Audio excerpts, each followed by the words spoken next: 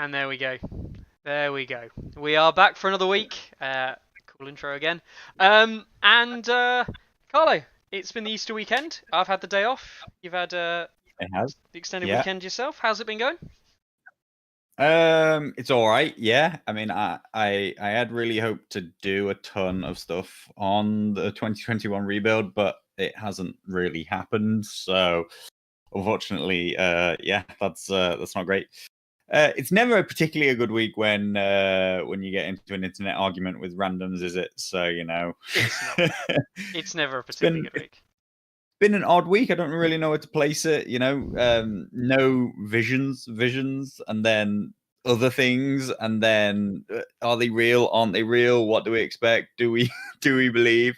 Are we just having like carrots dangling in front of our face again? I really don't know what to think. Like, it's been a tough one. It has. Obviously, like we'll get onto everything that's gone on this week, and I'm not gonna lie, as the MO for me and Carlo is to try and be a bit more positive about the game a lot more, and try and be more upbeat about what we see. It is the general theme. It might not seem like that, but it is the general theme of what we're going We try. to. Yeah, we really try. do try. There is some stuff this week which has, honestly, I don't even know anymore. I just don't know. I can't even comprehend what is going on because we know so little, and yet, yeah. Well, we'll see. We will see. The first thing to mention, then, obviously, in case you hadn't guessed, is this box here was among some other ones which we're going to talk about, obviously, today. The Freedmen, which were announced on the Asmodee US. So here's the thing here: the Asmodee US store, right? I don't actually think, I have to check, I don't think they're actually viewable in any of the other stores, any other languages. So this is purely Asmodee US. And we've seen pictures of dates. Yes. Of those units supposedly all coming along in May, right? Like, yes. A very aggressive week by week release schedule across May, being like Greyjoys through into like these units, and these units all coming out practically 1 a week, 2 a week, 3 boxes some weeks. Yeah, they're somewhere. Yeah, they are somewhere, and something is happening. And like that's the weird thing, right? It's just not directly clear what's going on. Yeah. So anyway, let's just dive in. We'll talk about all this in the news segment, and we'll talk about how this is going to potentially impact things. But yes, right. Freedmen. Here we go. Freedmen. We got some nice box art, and I mean, they look like freedmen. I mean, the guys with the I don't know what you call them. The two-pronged, like, pitchforky type poker things. There is a name for it. I can't remember. I'm getting a poor fellow vibe. Yeah, I mean, I've seen some people say that just get them to provide some mix and match with your poor fellows. Give yourself some more alternate sculpts. Yeah, they seem very, very similar vibe to that. Yep. Obviously sculpts there. These are obviously all computer renders, right?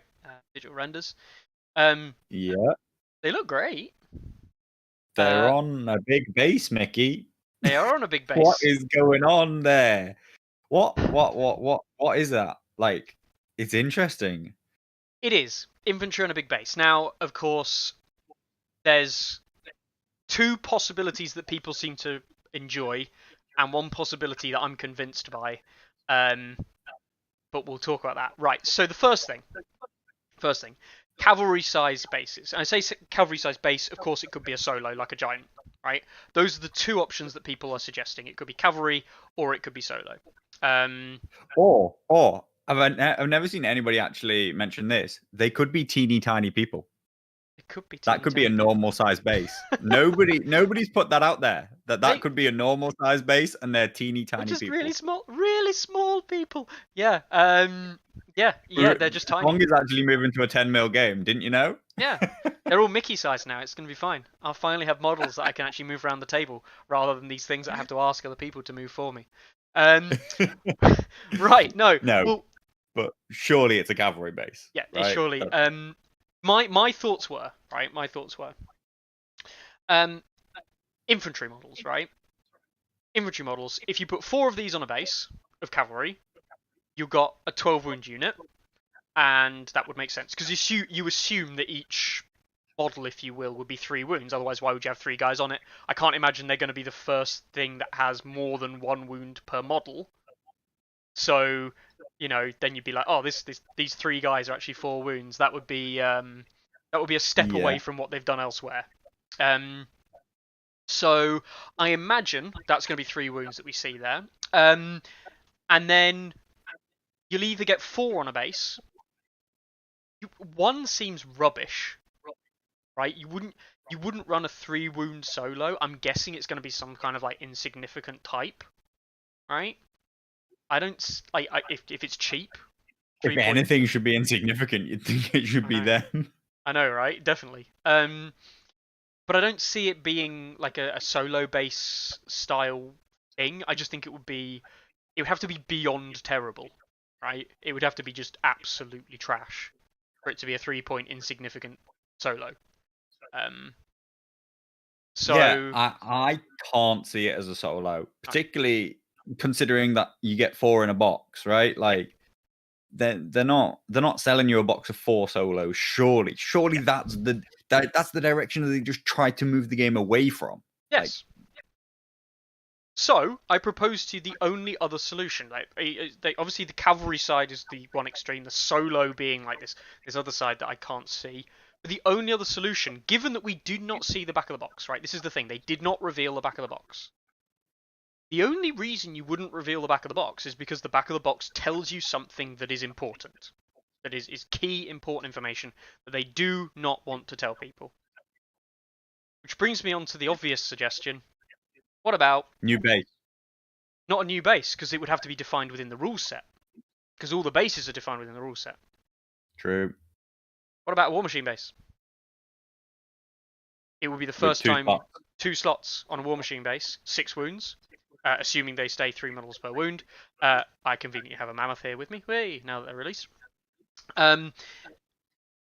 Are they columns? Are they columns? Columns of slaves. They might be columns flat of slaves wandering forward. Yeah, I don't know. They could be flat. They could be columns. I don't know, right? But it would make sense. You suddenly got a 6 wound insignificant unit. It navigates the old problem that raiders used to have, where if they just remove raiders from being 4 points to from 3 points to 4 points, and then introduce these guys as a 3-point insignificant unit with 12 wounds. Guess what? You've just brought back the problem. So with dragons. Yeah, with dragons, right? With dragons as support. So maybe this is what they go for. Maybe they go for War Machine bases with 6 wounds on, and they run them like that. And it could be a larger side, so they could be effectively moving forward like that rather than like this. Funny. West Coast Bannerman says the front arrow could be on the larger side. I might be wrong here. Yeah. War Machines don't have an arrow on, do they? No, they don't. There's no arrow. They don't have an arrow on what is technically their front. No one on. They're the only unit that doesn't have an arrow on, so it doesn't actually define what its front face edge is. No. So that's what that's initially what I thought as well. Just given that they don't show the back, right? It's the fact that there's so many indicators there. If they're on a infantry base, you'd just show the back. If they're on a solo, you just show the back. It's not that much of a reveal to say they're going to have a solo unit. If they're on a cavalry base, you just show the back. If they're on a War Machine base, that's something they've never done before.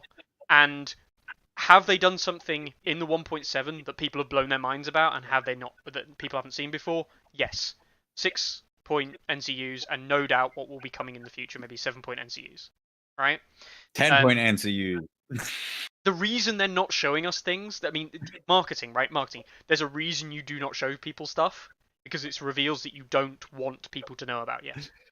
I feel like we're straying into conspiracy theory levels here. Yeah, I think they're not competent enough to orchestrate that We'll comment about that in greater detail later, Somebody, Carly. Just Mickey, shush. somebody forgot Shush. to put the picture. Somebody forgot to put the back of the box on the site. That's what happened. Somebody forgot to upload the image. That could be true. That actually legitimately could be true. We're creating all this conspiracy I know. theory around the idea that they're hiding the back of the box because it's so important and revolutionary to the game. When, to be honest, they probably just forgot. But I'm really interested in what they're trying to achieve because I don't see what benefit yet. We'll see what comes along, but I don't see what benefit comes from them having these cavalry sized models with even 3 wounds for whatever its wounds are. The only thing I can see is that cavalry models don't have to have 3 wounds apiece. Yes, they don't. But you've still put 3 models on there. So that still feels like you should have 3 wounds. This could be a venture into the idea that you can have infantry units which are, I guess, if they go for the cavalry side, you could have an infantry unit which takes a little bit longer to drop a rank, but then when it drops its rank, its efficiency drops massively. So it's much more like it's less linear and more mob mentality. Yeah. Yeah. The only difference, because they both bring 12 wounds. The only difference between infantry and cavalry, assuming you don't give these guys a cavalry maneuver, Yes. is you have a very slight different tray size, which doesn't really come up. It's not a thing, and cavalry have 2 ranks. Yes. And infantry have 3 ranks. That is like basically the only thing that really discerns the two from each other. And then that they categorize what attachments can go with what based on base size. But I feel like that shouldn't be where it comes from, because I don't know why you wouldn't just say, oh, you can't have attachments in this unit or something like that. If that's what you were kind of trying to control, you could just say only so attachments or whatever. Unless I really can't believe that these are supposed to have a cavalry attachment attached to them. Like, that just seems crazy. I can't believe that either. The other thing that, I mean, and Charles Cassier, I think, really like pushes it there as well, in my opinion, as well. Being a 2-ranked unit on infantry, particularly, with the new way that the game rules are written, with contesting objectives with less ranks, more ranks, so on and so forth, a lot of rank-based kind of like benefits. Maybe having it on 2 ranks of infantry is to actually lower the power level of the infantry, because if it was a 3-rank unit, you could just charge into something late on in the turn and then control something or contest something, or even take it off them. Whereas these guys, effectively, they can't just late on charge into a unit, because I'm guessing their damage output's absolutely abysmal. And they won't contest it because they're only 2 ranks. So that's like a workaround. Plausible. It's plausible. I can't say what they're trying to achieve, but it's interesting that they're we have to assume they're trying to achieve something here, trying to achieve them, not like just fulfilling the same space that Poor Fellows and Raider spam and Conscript spam and these things have previously occupied. They're trying to differentiate them in some kind of way. So I think I'd like them to turn up on War Machines, but it'd be a bit weird. But yeah, okay, yeah, it'd be a new adventure. It'd be different, wouldn't it? Be different. Even on Cavalry, I mean, there's lots of different things to see, but I just can't. I can't stand the idea that these guys being like 3-point solos, potentially with insignificant. Like if that side of the speculation comes true, I think I'm just sad. Like, I'm just sad. Yeah, they're just Targaryen, like they're just Targaryen bears at that point, right? Yeah, they literally are. And people will just use them exactly the way they use bears, which is they use them to deny, like at the top level, they use them to deny charges by placing them in awkward positions, which basically stop you from gaining 50% on another unit. Use them very similarly to, like back in very competitive Warhammer Fantasy days, where you just had like these cheap chaff units that you didn't care about, which you let get charged and one shot, so that it then allowed you to countercharge. Now, obviously, Surge Forth has implications on that's not such a thing. But what is a thing is just denying of charges in general, because there are too many units all like intermingling, and no trays can fit into 50% contact with anything. And so I don't want the game to just devolve into like solo Jenga, which I think it really could if these guys plus dragons plus other stuff just all start to flood into the Targaryen force. Definitely. I was just going to pick up on Gruce's comment there, because I did notice it when I first saw them. That guy, especially that bloke with the hammer, he is ripped. He is like. I memean, he's been cutting. He's been cutting, hasn't he? For the picture, he knew picture day was coming, and he hasn't had a drink all day just to really, really get the muscles going. But I mean, let's just take a moment and like recall Stark Sworn Swords from the starter set, and then you look at that guy. Like, it's a similar, not similar sculpt, obviously, but it's just a bloke, nothing fancy. The sculpting is just like his face and everything is just way better. So the sculpting is getting amazing. Now these are obviously digital renders, which all guys come out slightly better than the final models, because they can be more detailed. There's obviously manufacturing limitations, which that's no one's fault. That's just real life. About a millimeter, isn't it?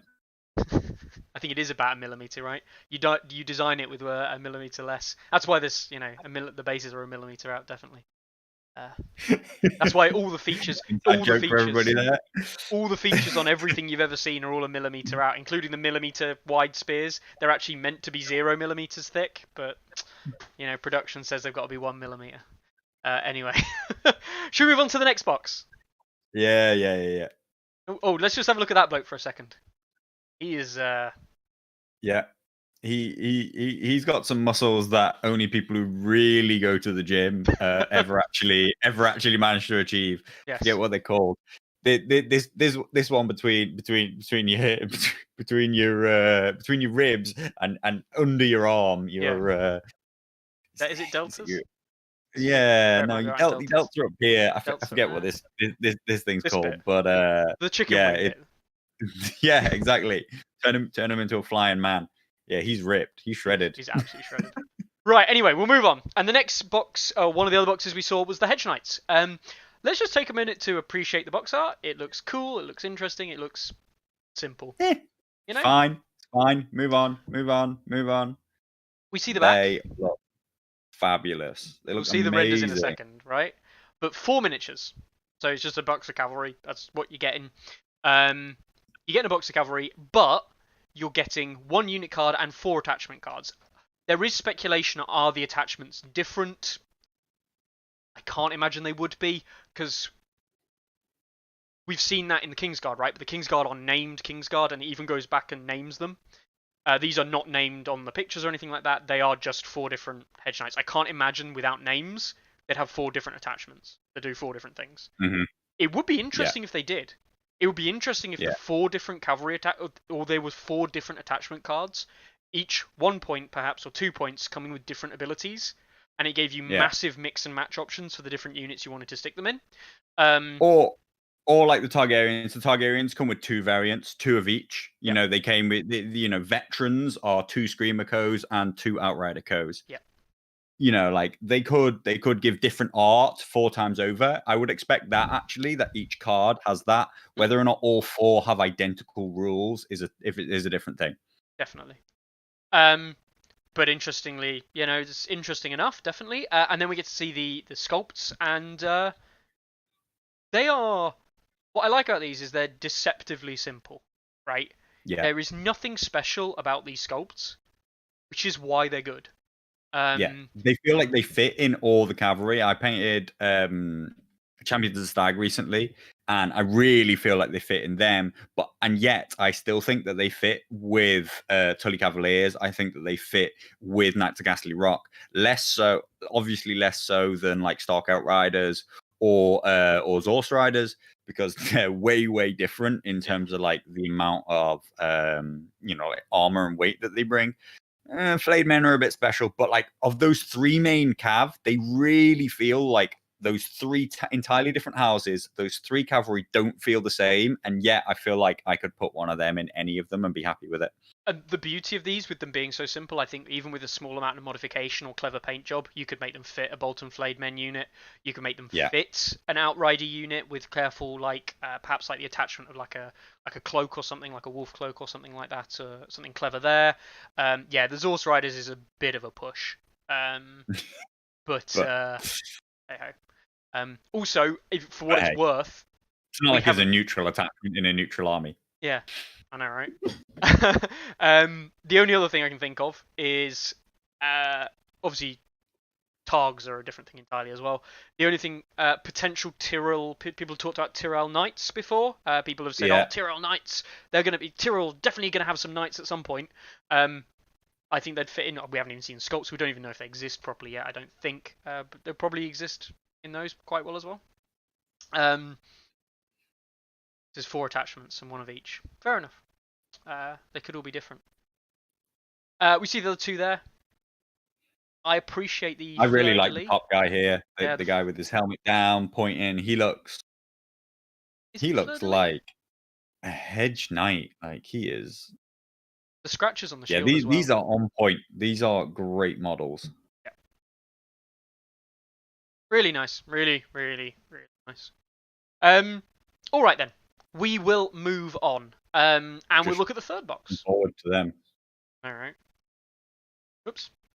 And it's the R'hllor Lightbringers, which we've known about for some time. They were revealed in one of the... About 9 months ago. Was it... Yeah. One of the cons, Adepticon, was it? Or was it Gen Con?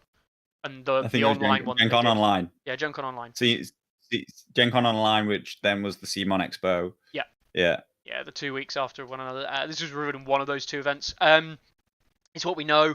12 models, a unit card, 1 movement tray. Nothing special. It is just a unit of Lightbringers.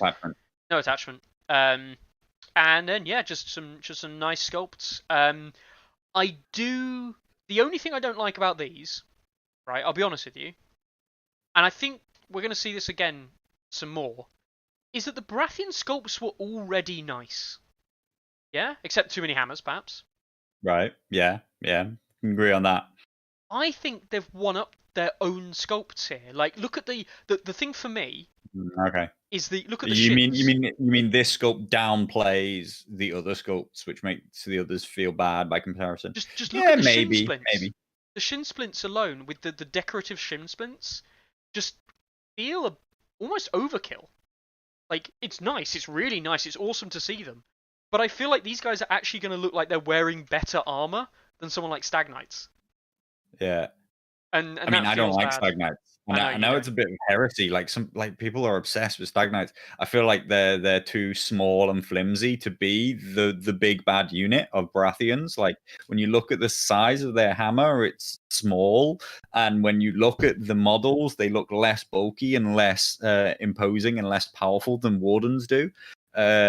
But these guys, I like them. I'm not like whoa by loads of models because they look amazing, but I'm pretty happy with those sculpts. They're definitely good sculpts. I mean, I'm not saying they're bad at all. They are very good sculpts, and that's what I'm actually annoyed by, is that they're almost too good for the rest of the army. We will see though that they don't even outshine themselves, and they themselves will be outshined in a minute by not this box.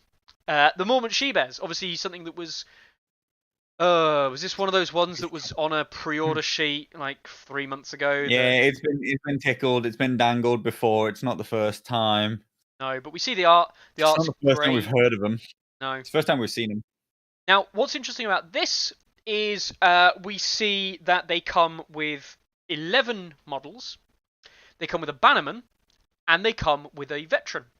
So they come the 12 models with the attachment.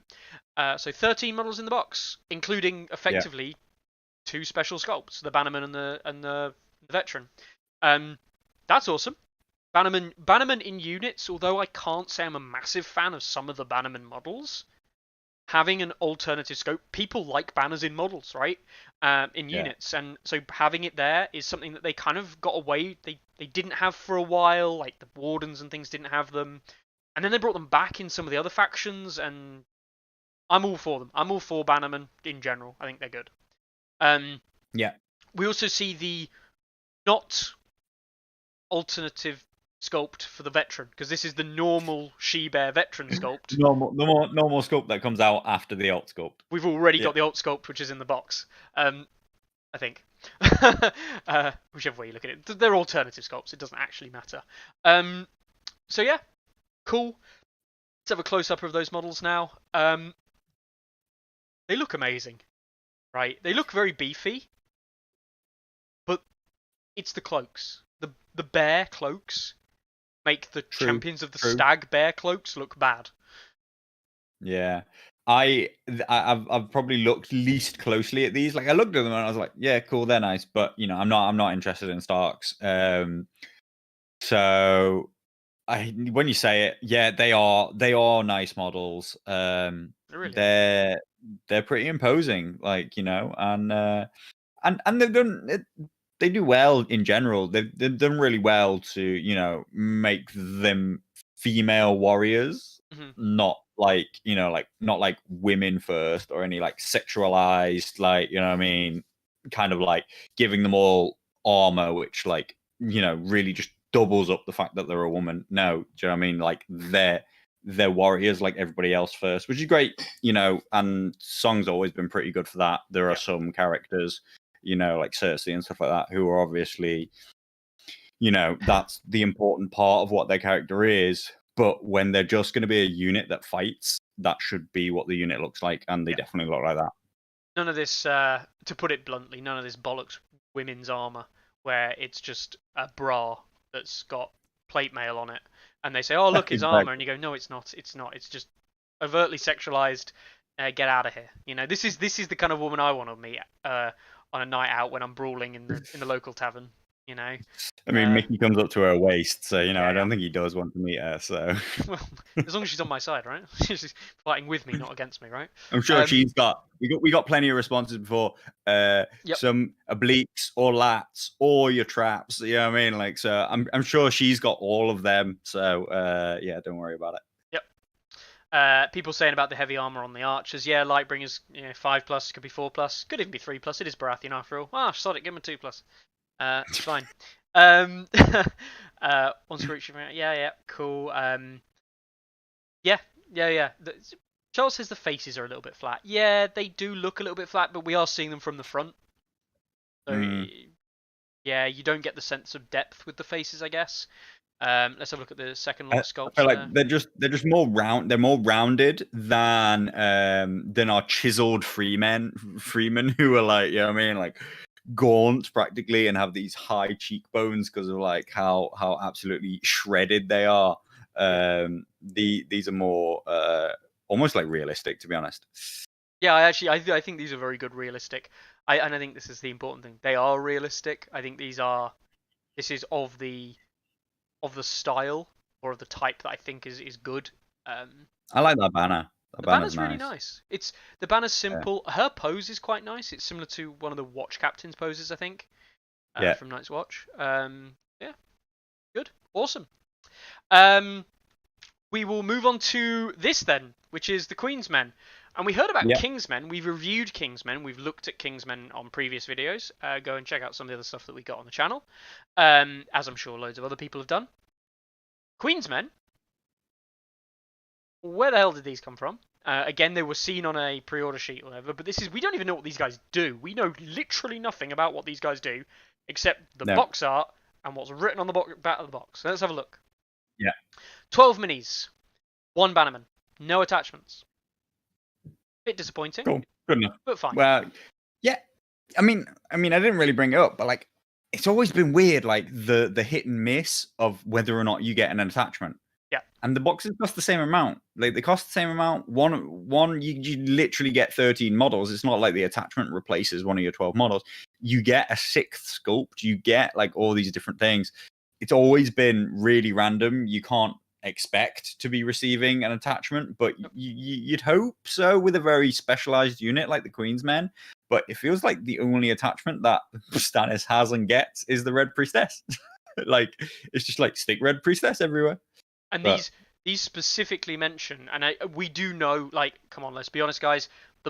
The blurb, the fluff writing on the back of the boxes, on the back of the cards, it's been widely regarded as being misleading. It often doesn't actually define what the unit does in terms of game mechanics very well, or at least not what it ends up being good at. So, but you know, I'm not going to read it out. It is quite blurry on the screen from the images, quite small. But it says that they're dedicated to R'hllor, the Lord of Light. It even quite mentions that they're dedicated to Queen Selyse. So that's interesting. It even mentions Red Priestess of Melisandre on the back. So are they going to have some kind of like morale buff, kind of like synergy type stuff with the Red Priestess? See, I guess. I mean, you got to assume that they bring the R'hllor keyword. Oh God, yeah, I hope so. Yeah, like surely, even though it's not in the name. It's feeling quite full between R'hllor Faithful and these guys and Kingsmen. Like I'm trying to work out where they all fit. Yeah, so obviously the Lightbringers, Kingsmen, bring Faithful Lightbringers. Yeah. And that's 4 different. Okay, one of them's an archer.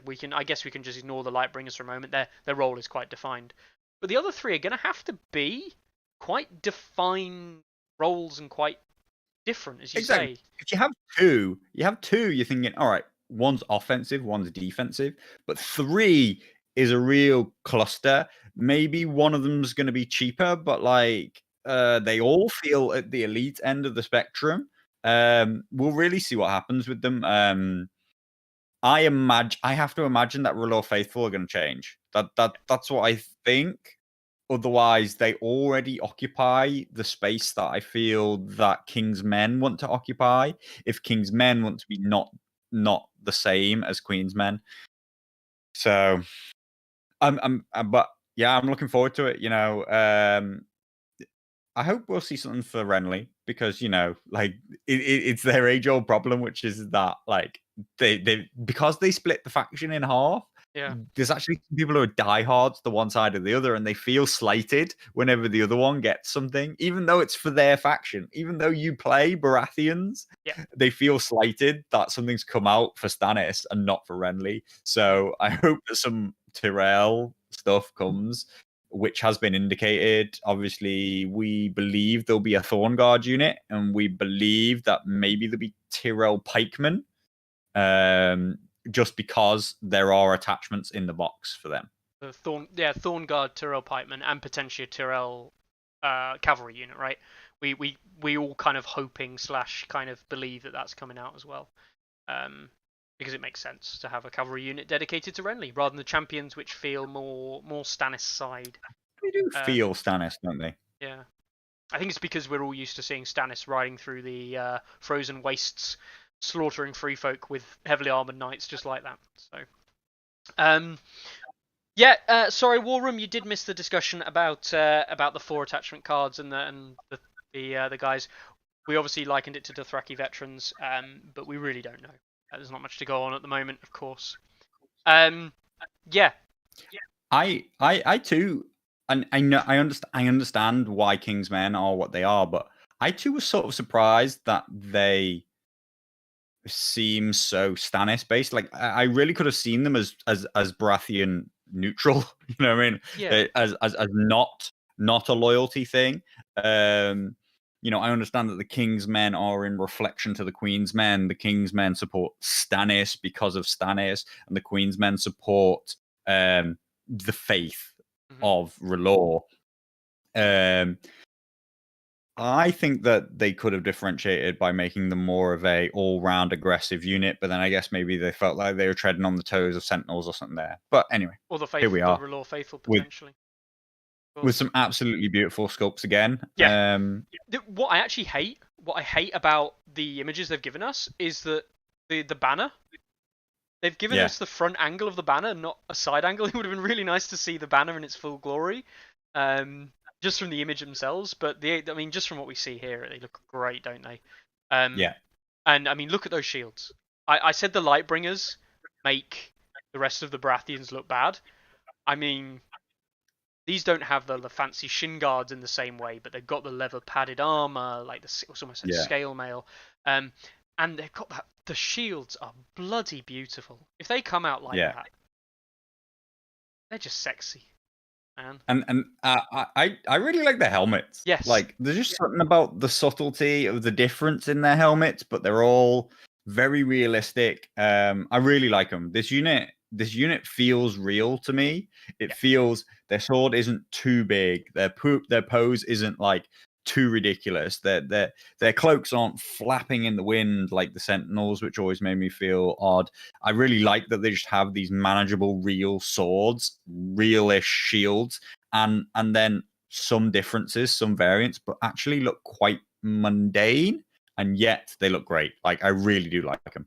These aside from the shields, these look like they're similar theme to the R'hllor Faithful, right? In that they look like guys who are not necessarily warriors by trade, but more perhaps people who've got some armor and are now in the levy, if you will, but are fanatical, and they've got these kind of like tin pot helmets and things like that. Poor visibility, perhaps poor maneuverability, but they are just going to come and hit you. One thing I really do like as well, thank God. We've talked quite a lot about Baratheons. Yeah? Not a hammer in sight.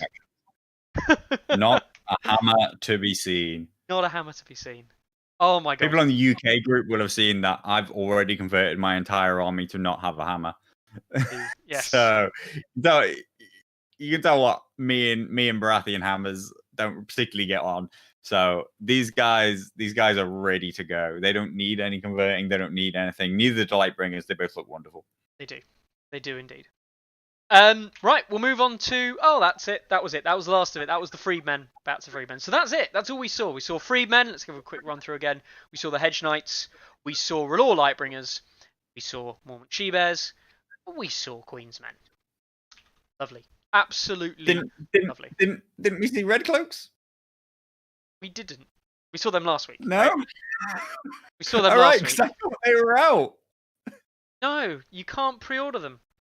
You can't pre-order. This is the what the fuck to me. This is the what the actual hell. It makes me think. This is what makes me think that's not really true. I don't think that those models are coming out because why have you just given Hurricars? Why have you just given Hurricars and Red Cloaks to this tournament, and yet they're not on these lists? And then you're just going to list a totally different set of things. We'd seen inklings and heard little bits and bobs. I mean, like, had we ever seen anything confirmed about Queen's Men? I think people had speculated that King's Men led to Queen's Men, but I can't even remember where or what may have listed them before. But then to say, oh guys, these are coming out in like 7 weeks or something like that, and yet the units that you just gave to people, you're telling me that they're not coming out. And I'm just like, what is going on? What is going on? What is happening? Yep.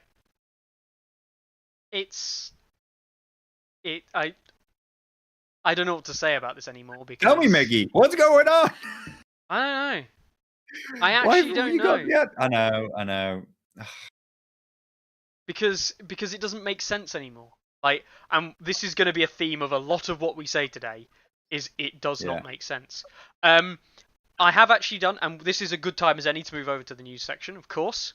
I have got some stuff we're going to cover in the news, but well, let's just have a little look. This is the Asmodee France website. Now, they're actually rebuilding the Asmodee France website. But the Asmodee France website does not have these pre-releases on it at all. They do not exist on the French website, right? The latest release they've got is the Unsullied Pikeman. Okay? I think that is literally it. I checked on the Asmodee UK website. Asmodee UK doesn't stock. Like, here's a news flash for you all. Asmodee UK literally does not stock A Song of Ice and Fire. Did anyone know that? I mean, I looked at that list and I just don't believe it. That's the problem.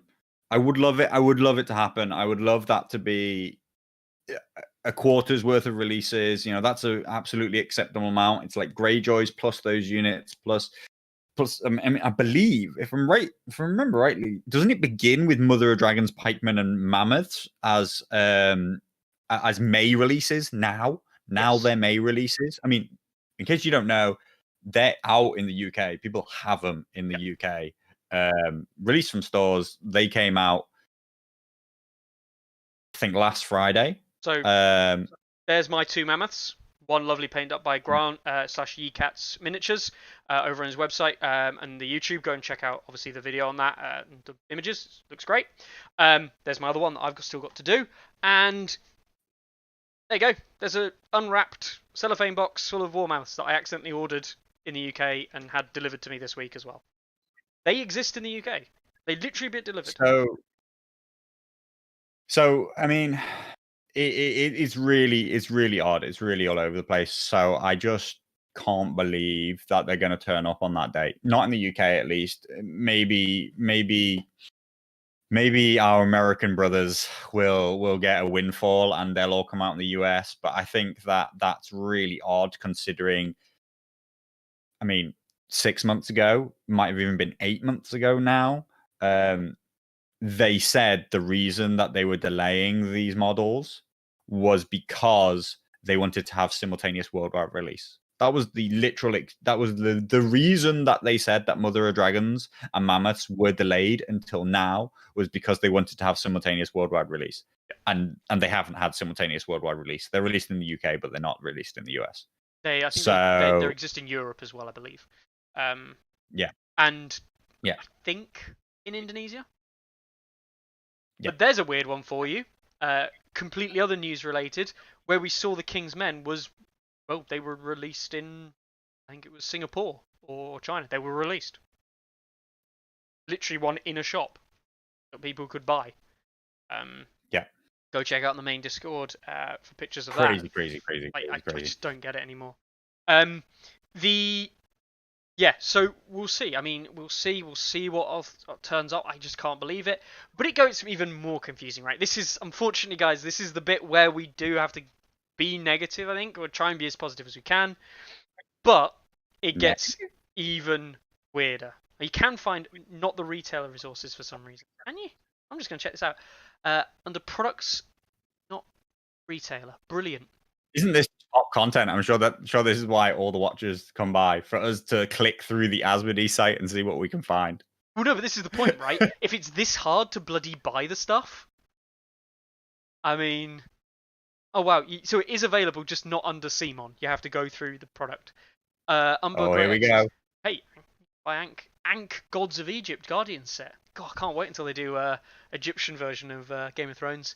But my point is, they're not there. Like, in fact, the only things there on the UK site. are okay, fair enough. Stuff that we already know about. It's all released content. Yeah. Just double check. Iron Makers, the Greyjoys are all up there, deactivation banners and everything. But yeah, nothing past. King's Men are on there. There you go. King's Men are on there. Okay. That's it. Anyway, you get what you get. You get what you get. Like, it turns up in your shop or it doesn't. You never know. Exactly. Oddly enough, actually, I feel like the UK has actually been starting to get good at being one of the only places that does get these things. Hey, like, for a while now, like the last 9 months or so, I'd say that the UK has it before like weird releases in Asia and what effectively feels like factory leaks. The UK has it before everybody else, as far as I can see, which is odd. But we've said this before. Do you remember Stormcrows? We literally got Stormcrows before they were officially announced in the entirety of the UK, and we were all like, "Oh, cool, got these things." And people in the US are like, "What even are Stormcrows?" And we're like, "What do you mean? We got the units. We got the boxes. We're playing with them. At least. Yeah. What? Anyway, we won't go into that. But we will go into the other interesting thing, so let's just hide that for now. And we will go into this cool set of things Oh that was yeah. shown. We saw... Who's that, Maggie? That's Cold Hands, apparently. Who looks great, painted up by Antro Guez. I've butchered his name. Big Child Creatives, who do Yes. all They do of the official some... painting for Steam. Yeah, they do all the official painting for most of the Simon stuff. They also sculpt and do other things themselves. But I believe, obviously, all the sculpts are from Dark Sword Miniatures, I believe. But I think Big Child Creative do some stuff for them as well. But yeah, obviously heavily affiliated with Simon. So we see Cold Hands there. Looks fantastic. Obviously, great paint job. I'm not going to comment on the paint job. It's just amazing. Looks great. We also see Cold Hands on his elk. It says deer in the comment. But when you consider how big Cold Hands was as an individual, and how big a cavalry tray is, and how big a champion of the stag is, that's a massive elk. That thing is huge. We were having this conversation. Try and gauge your perspective. Like, that thing's like twice as big as the big horses. So impressive model. The thing is, you've got to think about this elk. I mean, elks are massive, right? People think that elks are small. Elks are one of the largest land-based mammals in Canada, right? Like, they're actually huge. Elks are massive animals. They're not small. Because this isn't a deer. That's the thing. He's not a deer. He's not a stag. He is an elk, very defined, as so in the books. Wait, not Baratheon confirmed, no? No, not Baratheon, unfortunately. But interestingly, roughly speaking, he's roughly the same. Did some testing as the mountain that rides horse, give or take. Fair enough. Roughly the same. That feels the size. Yeah. Without him himself being the size of the mountain. Yes, That's what. course. So he's tiny on this massive elk. Yeah, but then it looks like a great model. Really well painted as well. There's lovely tones in there. Obviously, the paint's incredible. There's a reason they're professionals. But yes, we then also saw this guy who we're all saying exactly the same thing. We saw him there. Is this him here too? Is this Benjen Stark? But Benjen Stark, which it probably is. Obviously in his Ranger get-up before he turns into Cold Hands. Or sorry, we don't know that. It's not confirmed that actually did happen in the books yet. But everyone's like, yeah, that's obviously what's going to happen. Sorry for spoilers, guys, for anyone who hasn't read the books. Benjen Cold Hands, widely confirmed to be the same thing, basically. So we see Benjen. Awesome. Looks nice. I mean, he's no Cold Hands, but no, I mean, he's not. That just tells you how good Cold Hands is, because he's a great model by himself. So obviously, it's really great to see Antonio Rodriguez, the guy over at Big Child Creative, doing a brilliant paint job. So I thought, why not go over to his Instagram page and give him some likes, right? So let's just hide that second. Let's bring up his Instagram page. There we go, Antonio Rodriguez. Obviously, great painter. Just look at some of the stuff he's painted, right? Loads of Massive Dark. I mean, look at that guy, the Angel Leader of Massive Darkness. Looks incredible. You got Jules from Tristan the Troubadour. Yeah. Yeah. That was one of the. For whatever reason, I had that limited edition model, and I never even knew why as a kid, but I did, really? And for whatever reason, that Jester has been a mainstay of my of my modeling life for the entire whatever. Some great stuff there, actually, isn't it? But yeah, so go on there to check out. Go obviously give the models a like and things. And Carlo, I'm confused. No Cold Hands. So it turns out he's taken those images down. What? Like, at this point, the plot thickens. The plot does thicken. And this is the point where I go, I'm just confused. Right? I'm just confused. Because we all know what's in Night's Watch Hero Box 2. We all know what's in that box because Michael exactly said it in a question answered on the main Discord.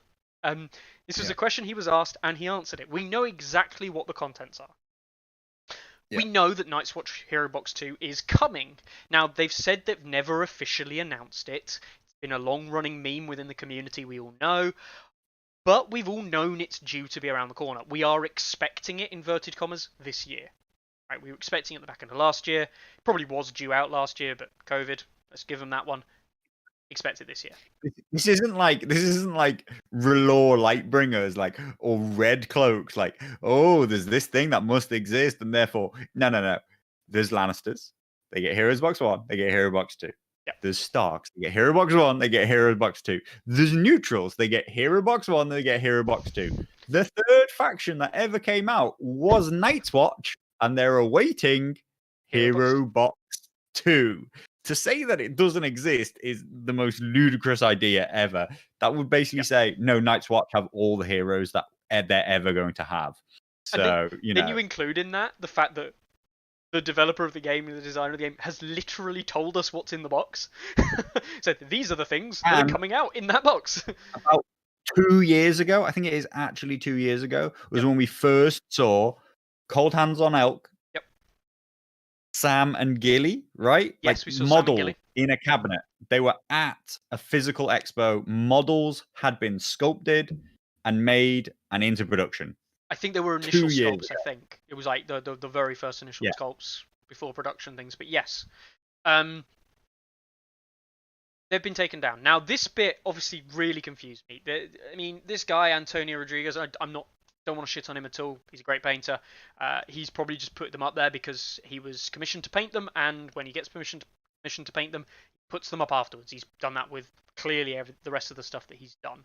So it's not his fault whatsoever. But they've been taken down. The only reason I can think they've been taken down is because they've been asked to be taken down.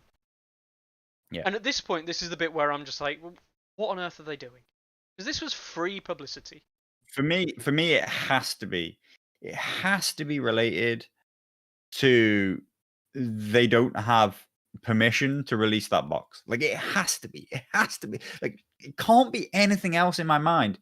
How could you have these models for such a long time, such obvious, strong characters that are so important to everybody's, knowledge about the faction, belief in the faction, the way it's going to work, and all these things? You couldn't possibly have not been able to make the rules for them. You must be tripping over the fact that you're not allowed to release Cold Hands yet for IP reasons, or like it doesn't have the official stamp of being okay, which means that it's like time walled behind the next book, which is a massive problem. Exactly. Something that has been discussed on multiple times and questions have been asked, but obviously they can't give the answer. Ultimately that comes down to the licensing and how the licensing and the relationship there.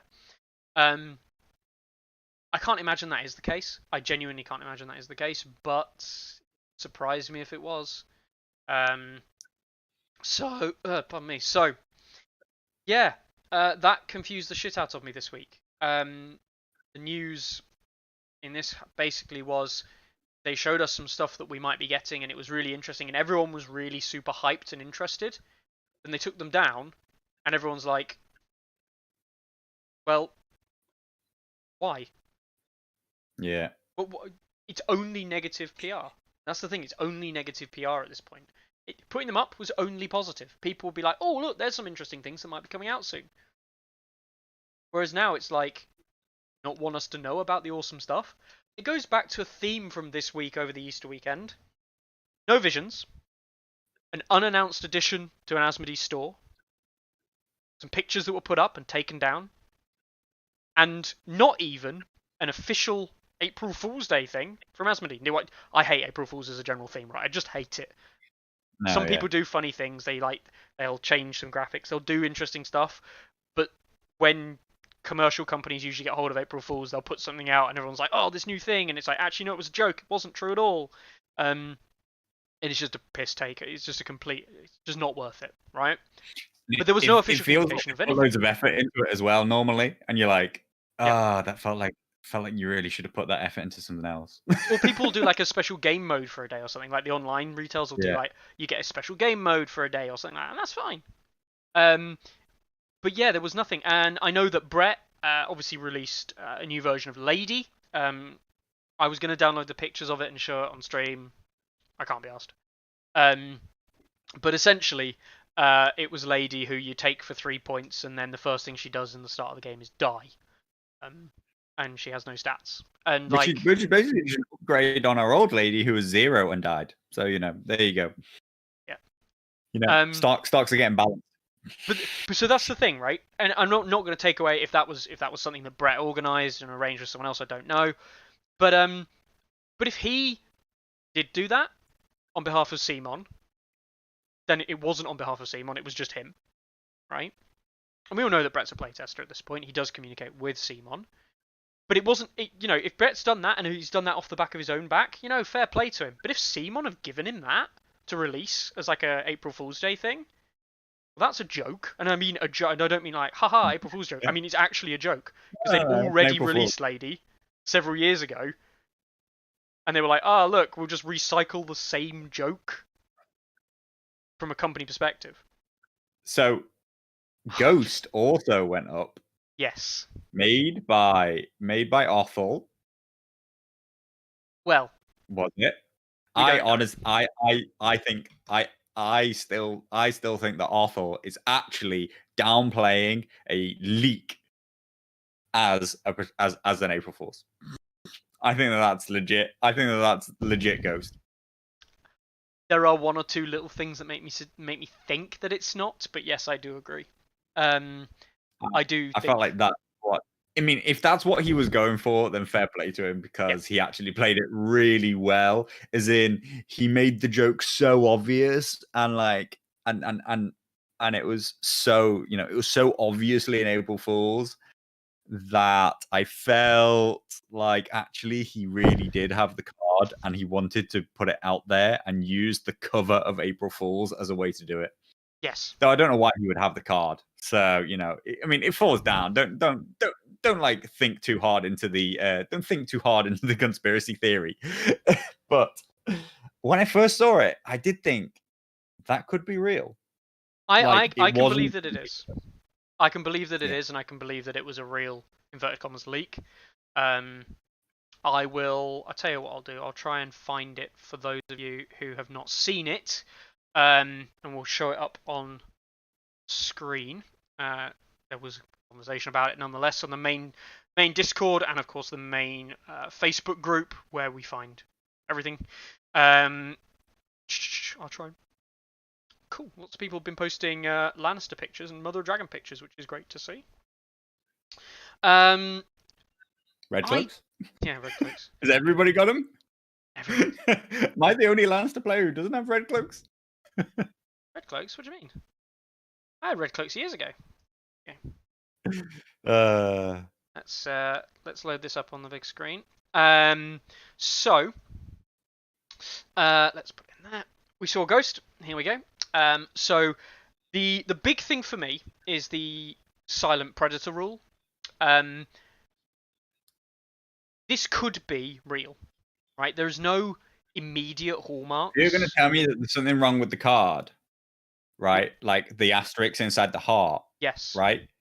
The fake, the fact that there's an error makes me believe it even more. Yes. Because I believe that Simon are too incompetent to put it there. Yep. I feel like the more errors this card has, the more I'm like, okay, now I think it's real. So the interesting thing here, of course, and obviously we'll see the reverse side as well. That back can be easily faked because all of those assets exist. You don't have to change the points cost in the circle, which is fairly straightforward, fairly easy. But there's nothing to suggest on these edits that anything has actually been edited. And when I say edits, I'm calling them an edit until we know it's fact. But there's nothing to suggest on these things that the numbers have been changed. The hallmarks, because I mean, I've got the assets myself. I can make up cards if I wanted to put the effort in to do it. None of those normal holes that I see are there. The comparing it with Othel's production of the Brotherhood Without Banners stuff, the errors aren't there. Not all the same problems, the same little things you can look for. So, do I believe that this is real? It could be. I think Tooth and Claw looks slightly out of kilter, doesn't look right, but it could well be. Do I think it's a good idea if this has been a reveal? No. It's been terrible, right? Yeah, of course.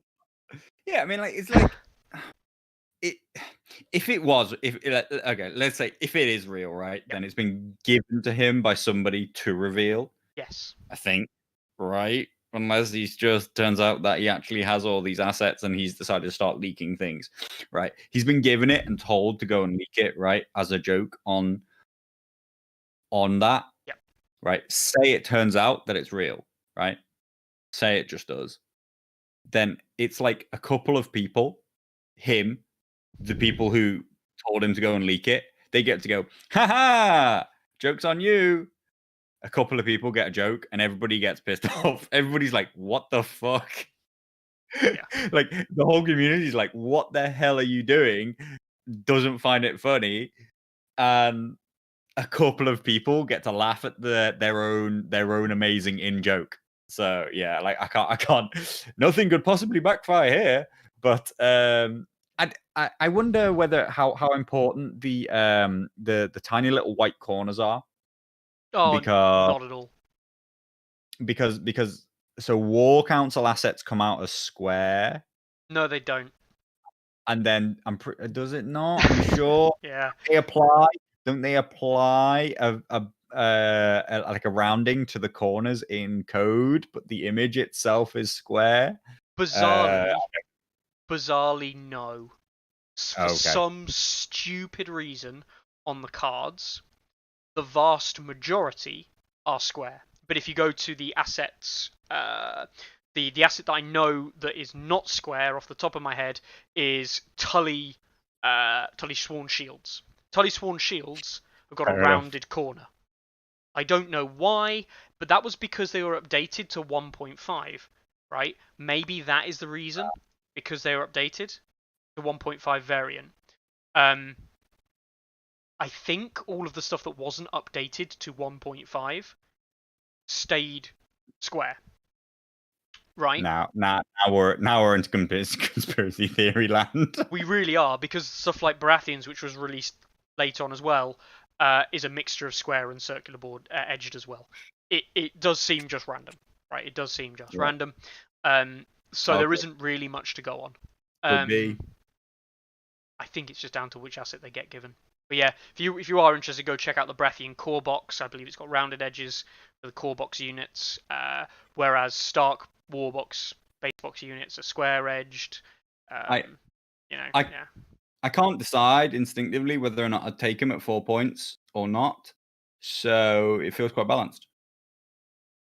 He seems more powerful than Greywind because of his extra free activation and stuff like that. Or not activation, but action. His free action. So yeah, probably could stray into the 4 point region. I feel like it's pricey if you're saying like John plus him. But yeah, that's what also makes it feel real. That like if it was a joke, you'd kind of think that you'd make it funnier. Yeah, and that's the thing. Yeah, that's the thing. So yeah, I don't know. It's fine. I think like it's like absolutely fine. It fits with the rest of the stuff. I don't like it still. What weren't were the direwolves reduced from 2 armor to 3, or was it 3 armor to 4? I think their morale might have gone from 2 to 3. Sure. But their armor, I think, has gone from 3 to 4. Yeah. Right. So Ghost 4 wounds with 4 up saves rather than 2 wounds with 3 up saves. So Ghost there has got the wrong armor value if it is to be in theme with the rest of the direwolves. But he's just better than the rest. which He's I'm just okay with. better for a point more. Yeah, I can see him bitten played. I can see him. Yeah, can he take vows? Well, it doesn't say he can't on the card, so yes, he's a Night's Watch unit, which is really fun and great for everyone All involved. right, let's not talk about the interaction between this unit, which is probably a fake, I know, and the tactic. I know. That's too deep for even us. It indeed it is. Anyway, defense 4, morale 3 for the other dogs. Yeah, so this is just one stat line better. Yeah. I can believe that. I can believe that for one more point that they believe that that's fine and that it's fine in Night's Watch. Whether it is or not, obviously we will come to see. You know our opinion on Night's Watch so far, so we'll leave that there. Anyway, so that's news, really. What else happened? Nothing much is the truth. It was a quiet week for an Easter weekend. There was not really lots of things to think about and lots of things to speculate on, and I guess ironically, a lot of things to kind of look at Simon and go, "What the fuck is going on?" Rather than actually positive interaction with like units and things like that. They are still going to be redoing articles, I believe. Probably returning this week because they asked what they want to be in the next article. So next week we'll probably have some more visions to go and look at. So that is pretty much the news. There was another piece of news. The finals of the World Cup. We see this the finals here. We saw Deoxys play against Tobo Mott. That did end. It ended in a 2-0 victory, and I would say slightly upsetting. It's upsetting for myself, upsetting for Carlo perhaps, because Deoxys didn't win. The winner in the end was in fact Tobo. We're not calling it upset. Not that partisan. No. I was surprised. I was definitely surprised. I did think that Deoxys would win. I've been saying it right from the start. But Tobo Mott just kept outperforming what I think he thought he would do. I didn't think that he'd win the Lannister matchup. I didn't think that he would. I mean, I wouldn't have in a million years said that he was going to go 2-0 against Starks, and he did. So really well played to him, outperforming what I thought he would. And I guess congratulations, Targaryens have taken their first big tournament without any kind of asterisk over it. As far in my mind, I don't know of any others that they've taken outside of ELO based events where. When ELO first came along, they were the bottom rated faction. Let's not forget. Then Mother of Dragons is now the number 1 rated commander in the game, and Targaryens are knocking on the door of being the top rated faction because Targaryens are almost exclusively played as Mother of Dragons. So nobody's playing anything else. That's the unfortunate thing, and that's the thing that I don't think that Mother of Dragons is unbeatably powerful. Obviously, I believe that Starks were going to beat it.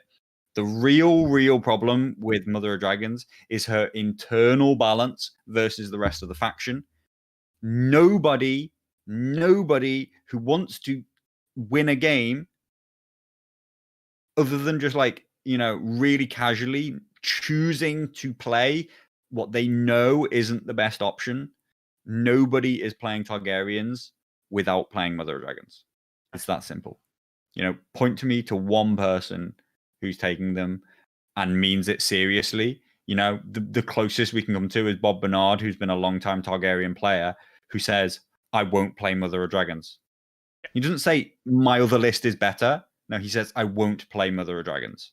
Yep. And that's the sad part of it, that actually Mother of Dragons has turned Targaryens non-existent. Targaryens don't exist. She is her own faction, and as long as she exists, Targaryens don't exist. Interestingly, Anders in chat there says you were wrong about earlier about Benjen being almost confirmed. Apparently, George made a note to an editor that Benjen isn't cold hands. Fair enough. Maybe not 100% proof, but more proof than what we have for. Yeah, fair enough, Anders. Obviously, we don't know for a fact at all, but it's been widely speculated. And yeah, we'll wait and see. That's the ultimate truth. We'll wait and see. If we're still waiting for that in 6 months because they haven't released Night's Watch Hero Box 2, then well, I would say we talk about it on Tourney Ground, but will there even be a Tourney Ground if Night's Watch Hero Box 2 hasn't been released in 6 months, Carlo? We'll That's a make good it at question. least until we'll make it at least until the London GT, Mickey. Oh god, is that 6 months away? Yeah, it's about 6 months away. Yeah, 5 months. 5 months. So 5 we'll months. do that. We'll get to the London GT, and if A Song of Ice and Fire is still functioning, we'll keep Tourney Grounds up. Hopefully it is. Anyway, we'll move into tournaments then. We'll move into tournaments, and we are going to talk about the World Cup. Obviously, just been talking about it there. It is now over. Let's and we see it was a clean sweep. Doxy's beat. Tobo beat Doxy's 2-0. Two easy wins. I say easy wins. I haven't actually made a full announcement because last time I asked, they are playing a third game. Right. But obviously, the result is all but has been determined. Tobo has won. But even before they began their games, I asked them, "Are you playing all 3 games?" And then I checked after they were 2-0. Are you still playing the third game? And they said yes. Yep. So I hope that gets finished soon so that I can, make more of an official announcement. I might just make one anyway. But yeah, it's been a really, really tough, close contest. A lot of stages along the way. I hope that people enjoyed it. Obviously, I put the tournament on for people to enjoy, and I think it's been very what's the best way? Not telling, but very representative of high level play at the moment in Song. That there are some people trying some things. There's somebody trying to play Night's Watch. There's somebody trying to play Anasters. But that when actually the best players who are really closely matched come together and play each other, it's Starks, Free Folk, and Mother of Dragons. They're the 3 list formats that are dominating the game. And they did dominate in this tournament. They knocked everything but those 3 lists, got knocked out in the very first round. And they took first, second, and third. Actually, do you know what I mean?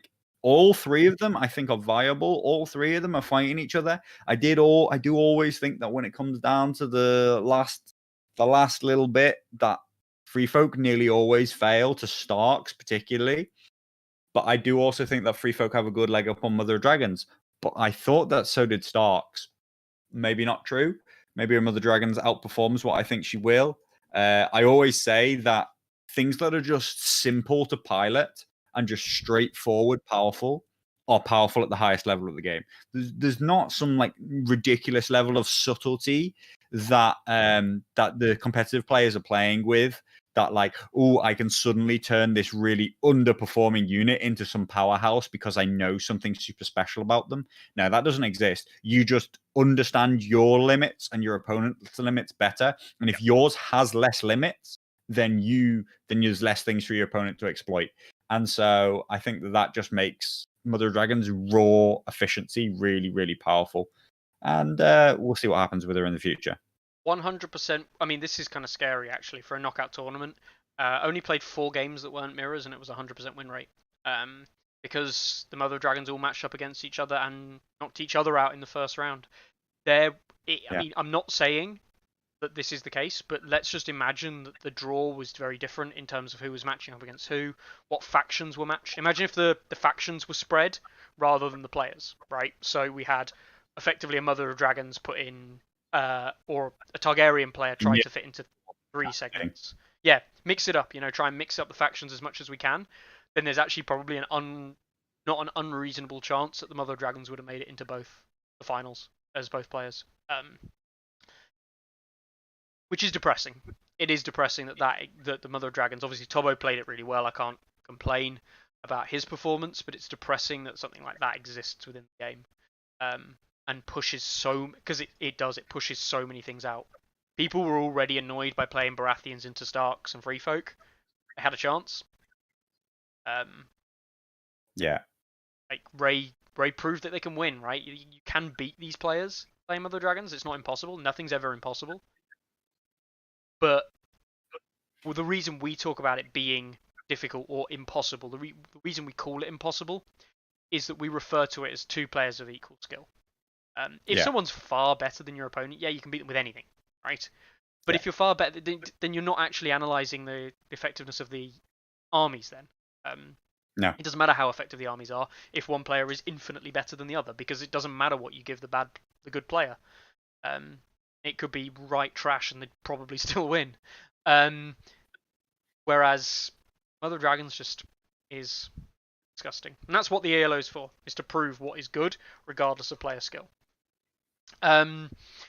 So, we'll have a look at that and just to solidify it there. Free Folk obviously still managing to get in #1 spot, purely because they have more commanders that are viable as a faction. And Targaryens are dragged... Well, I should say, Mother of Dragons are dragged down by the rest of the faction, basically. But yeah, even taking over Howland. Yeah, pretty sad. Big step. Pretty sad state of affairs. Big stamp on the end of 1.6. Yes. Should she have been released? Should I have put her on the site? Should she be there? Well, like, we have her now. We have her now, and she's exactly the same. She's been released in the UK. She's on the War Council app. She's there, and her rules haven't changed. So why, like, are we going... Is it down to the community to self-regulate? Because I don't believe it should be. The idea that we as TOs should be banning things because they're too powerful is an idea which I absolutely hate. ELO has been ELO tournaments are trying to get around that, but they haven't. They're not perfect. They're generally won by commanders at the very bottom of the rankings. Stannis and Tywin have both won ELO events because they're so lowly rated. I'm not saying I have the answer, but for me, the answer absolutely isn't that TOs should be saying, "Oh, this commander's too powerful. You can't play it. You can't play Starks. You can't do this." And players also should never feel pressured to self-regulate and say, "Oh, I'm not going to pick these things because it'll be bad times for my opponent." The balance should be good enough that I can take whatever I want and not feel like I'm giving my opponent a bad time. That's the balance that I look for and expect. The only exception for me would be beginner games, right? Games where you're deliberately putting on stuff where you're trying to make it as even as possible, and that is obviously there to self-regulate. Because giving people really high-level lists, both players really high-level lists, it won't actually work properly because one of them, by definition, will probably be easier to pilot than the other, and therefore it will be an unbalanced game. So understanding that balance and building lists for beginner games is different, I think. But yeah, I agree. Self-regulation shouldn't really exist outside that. Certainly not in tournaments. God, no. Yeah, 71, baby. Exactly. And I feel there's a very big expectation right now that the successful players, particularly in physical tournaments, shouldn't be turning up with the lists that they know are the best lists. And that's sad and tells you that there's a balance problem in my mind.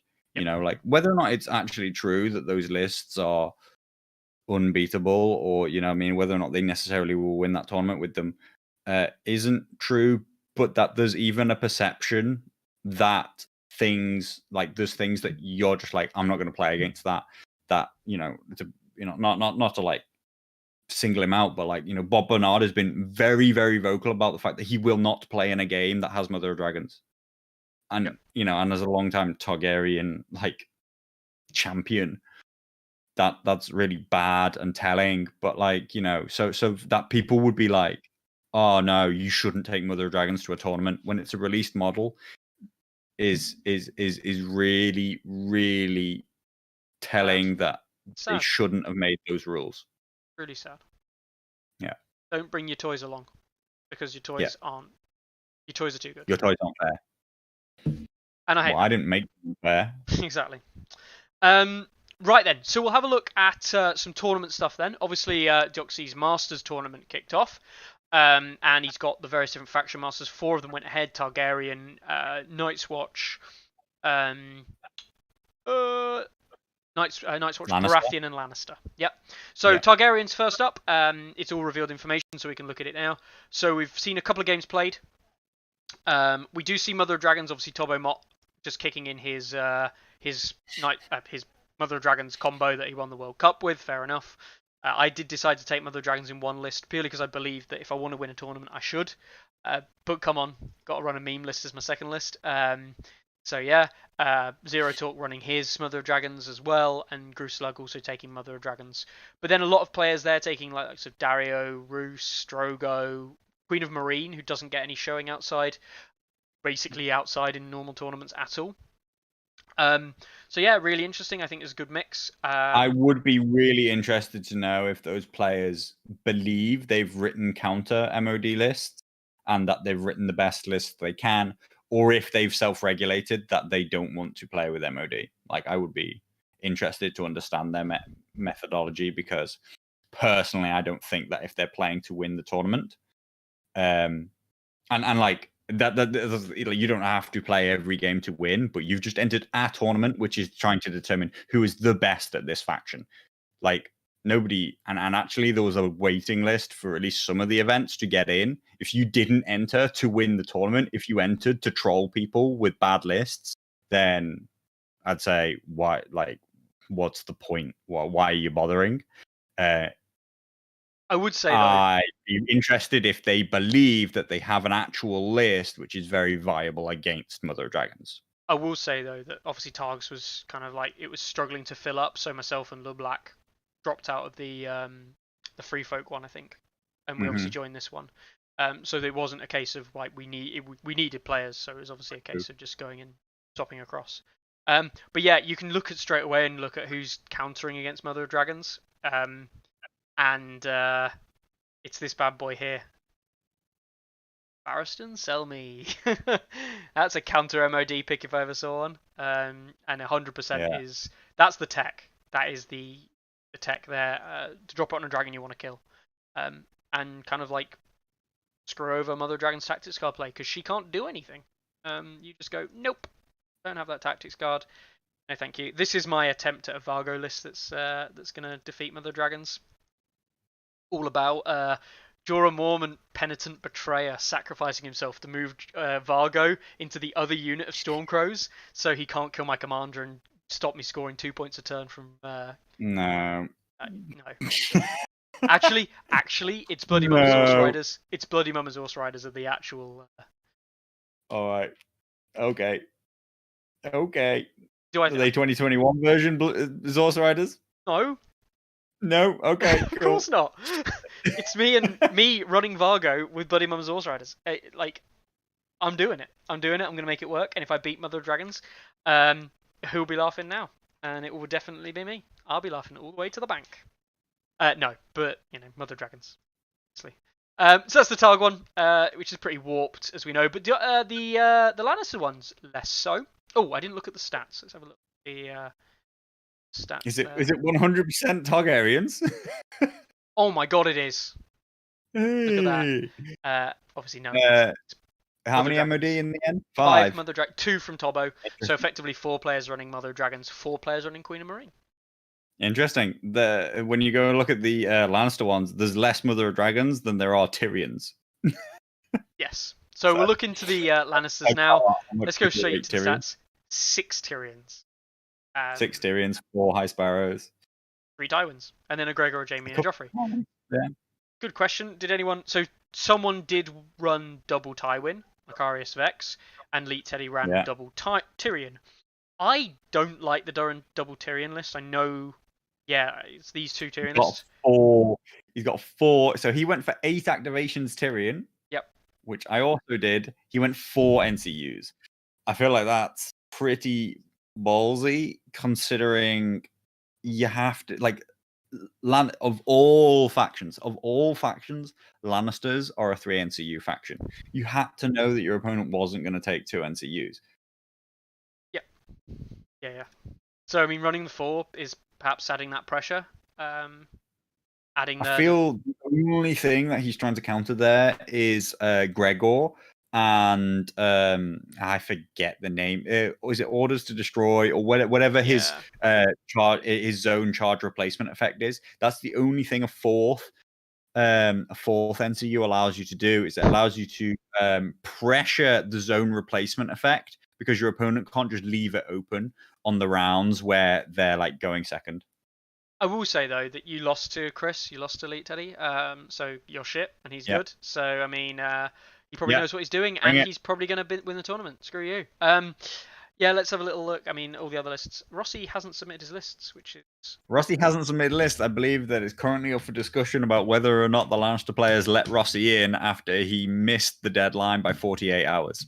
And the whole tournament sat waiting for him to submit lists, and he didn't, and he got pinged a million times. And now he's just turned up and said, "Oh, guys, can I submit my lists?"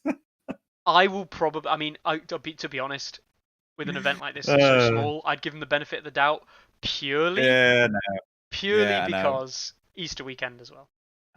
Yeah, it's just my feelings are that it's shit both ways around. Like, if he's allowed to join and then he does well, it puts a massive asterisk over the tournament because he got to see everybody else's lists before he submitted his own. Plus, he knows it. He knows the entire bracket. He knows his route to the final, and he knows what game mode he's playing into.